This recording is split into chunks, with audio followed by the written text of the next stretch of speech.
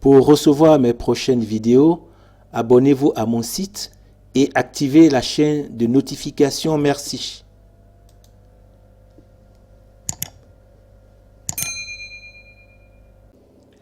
Bonjour, au nom du Père, du Fils et du Saint-Esprit. Amen. Soyez bénis au nom du Seigneur Jésus par Dieu. Je vais vous plonger dans la révélation du mystère du Seigneur Jésus, qui est vrai Dieu et vrai homme. Je commence par citer la lettre aux Hébreux au chapitre 1, verset 5.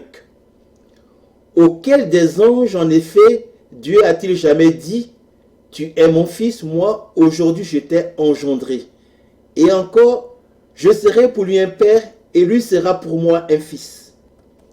Nous savons que Dieu est esprit, et même il est esprit divin. La naissance du Fils unique s'est faite avant la création et hors de notre temps.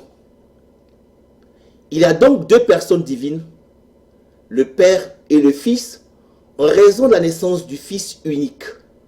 C'est ce que nous dit Hébreux 1, 5. Le Père est égal au Fils unique, mais le Père n'est pas le Fils unique. Le Fils unique a les mêmes attributs et les mêmes pouvoirs que le Père. En effet, si nous prenons Jean 17, chapitre 17, verset 10, « Et tout ce qui est à moi est à toi, et tout ce qui est à toi est à moi, dit le Seigneur Jésus. » Et même en prenant Jean chapitre 16, verset 15, « Tout ce qu'a le Père est à moi. » La naissance du Fils unique fait que Dieu est Père et Fils. Donc, on a effectivement les deux hypostases divines. La sourate 112, au verset 3, dit « Il n'a jamais engendré et n'a pas été engendré non plus. » Ce verset 3 de la sourate 112 s'oppose à la parole de Dieu et montre clairement que Allah de l'islam n'est pas Dieu. En effet, Allah de l'islam n'est pas Dieu parce qu'Allah de l'islam n'a pas engendré et n'a pas été engendré. C'est ce que dit le Coran. Donc, Djibril a menti aux musulmans.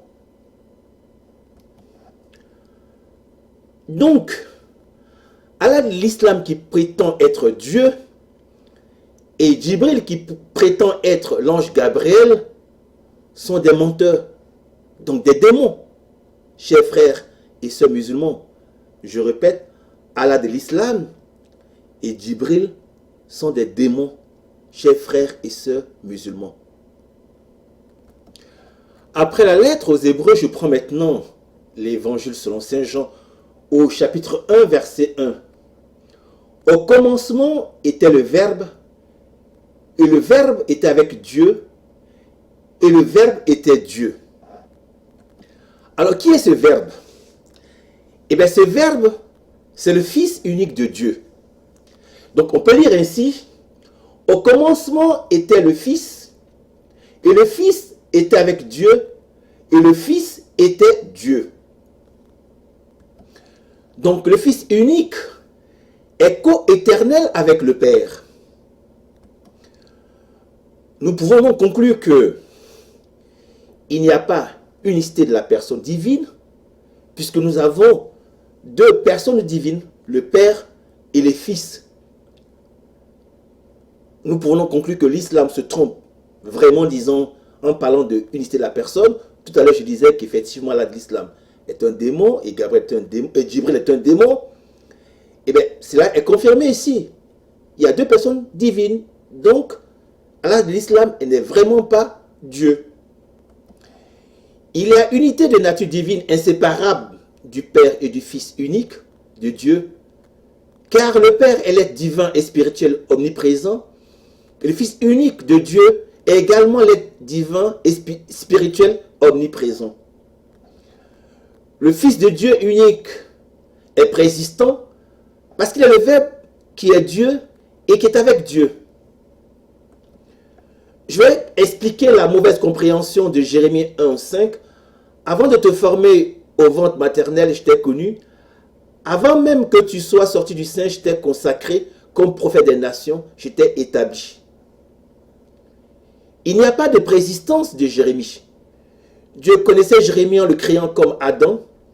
Jérémie est une simple créature comme Adam.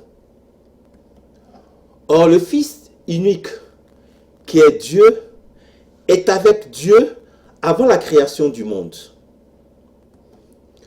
Je poursuis en prenant la lettre aux Hébreux au chapitre 1, verset 2. En ces jours qui sont les derniers, nous a parlé par le Fils qu'il a établi héritier de toutes choses, par qui aussi il a fait les siècles. C'est donc par le Fils unique que tout a été fait. Toute la création a été faite par le Fils unique.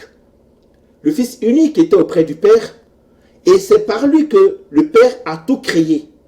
Donc, en cela, il est co-créateur avec le Père. Jean chapitre 1, verset 3 vient confirmer ce que nous avons dit précédemment. Il va encore plus loin puisque dit « Tout fut par lui et sans lui, rien ne fut ». En fait, rien n'a été fait sans le Fils unique de Dieu. C'est par lui que tout a été fait. Si tout a été fait par le Fils unique, le Fils unique ne peut pas être fait par lui-même. Il ne peut pas être une créature. Ce verset confirme en effet que le Fils unique est co-créateur avec le Père. Car sans lui, rien ne fut. Pour avancer avec le Fils, je prends maintenant la lettre aux Philippiens au chapitre 2, versets 6 à 7. Lui, de condition divine, ne retient pas jalousement le rang qu'il égalait à Dieu, mais il s'est anéanti lui-même, prenant condition d'esclave et devenu semblable aux hommes, s'étant comporté comme un homme. Le Fils unique a pris la décision avec le Père de devenir semblable aux hommes. Ainsi, le Fils unique s'envoie et en même temps, il est envoyé par le Père. Pour prendre la nature humaine, excepté le péché, le Fils unique de Dieu s'est défait de sa gloire divine parce que les yeux de chair ne peuvent pas contempler la gloire divine.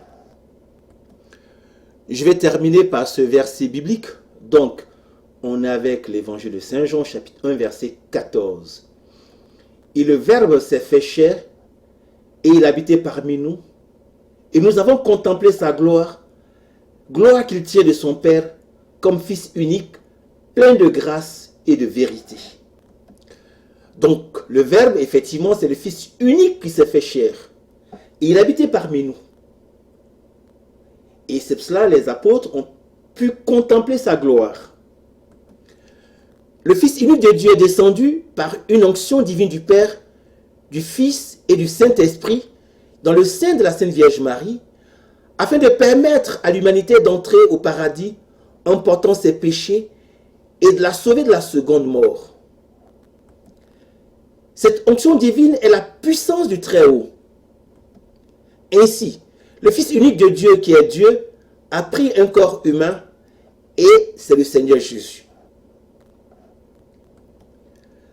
Mais sa divinité ne s'est pas altérée et son humanité non plus. La nature divine et la nature humaine, excepté le péché, coexistent dans le Seigneur Jésus qui est vrai Dieu et vrai homme. Vous avez maintenant compris pourquoi le Seigneur Jésus est vrai Dieu et est vrai homme. Le Seigneur Jésus est toujours avec le Père dans sa divinité, tout en étant homme sur la terre, en raison de l'unicité de la divinité, mais non de l'unicité de la personne divine. Dieu est l'unité en nature des trois hypostases divines ou personnes divines. Je vais préciser à mes frères chrétiens ou à mes frères musulmans qui ne comprennent pas qu'il n'y a pas une seule personne divine qui se manifeste en Père, Fils et Saint-Esprit. Non. Il y a trois personnes divines dont l'unité forme un seul Dieu en nature. Il faut vraiment le noter. Il y a le Père qui est une personne divine, le Fils qui est une personne divine, le Saint-Esprit qui est une personne divine. Et ces trois personnes divines forment un seul Dieu en nature divine. Le Seigneur Jésus est d'abord esprit divin, donc il est préexistant. Et il a pris le corps humain. C'est en cela qu'il est vrai Dieu et vrai homme. Il faut vraiment le savoir et le noter. On voit un homme, mais cet homme est vrai Dieu et vrai homme. Le Seigneur Jésus est le grand et dernier prophète dans son humanité dont parle Deutéronome 18. Chers frères et sœurs musulmans, Mohammed est donc un faux prophète devant Dieu parce que le Seigneur Jésus a achevé la révélation divine en faisant connaître le Père. La connaissance divine ne concerne que le Seigneur Jésus car c'est uniquement par lui que nous pouvons accéder au Père. Que Dieu vous garde et vous comble de ses bénédictions dans le Seigneur Jésus.